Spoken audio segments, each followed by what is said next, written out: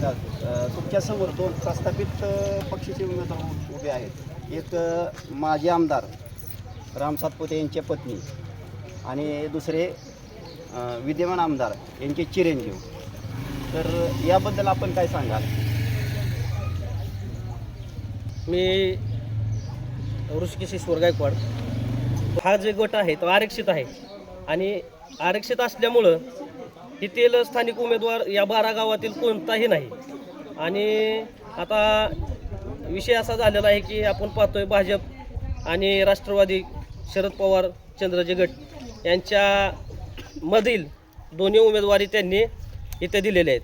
तर प्रथमतः आपण पाहिलं तर पहिला उमेदवार असा आहे की भाजपचा जे माजी आमदार सातपुते राम सातपुते यांची धर्मपत्नी ज्या आहे त्या संस्कृती राम सातपुते. आणि त्यांना जर म्हणजे राजकीय क्षेत्रातनं पाहायचं गेलं तर राम सातपुते यांनी गेले 5 वर्ष टर्मला आमदारकी निभावली.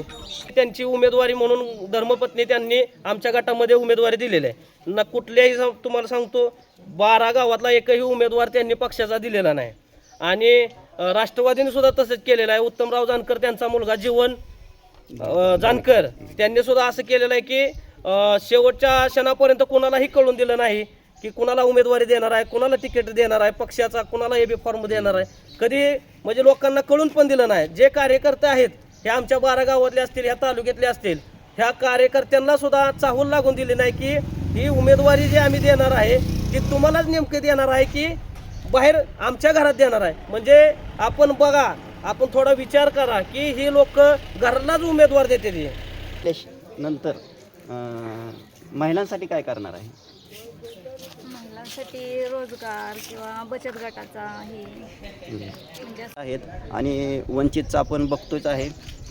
वंचितचे म्हणजे त्यांचे श्रीदेवी बाळासाहेब आंबेडकरच असे आहेत की वंचितांना न्याय, वंचितांसाठी लढणारे वंचित बहुजन आघाडी आहे. तर त्या माध्यमातून हे 2 तरुण उभे आहेत.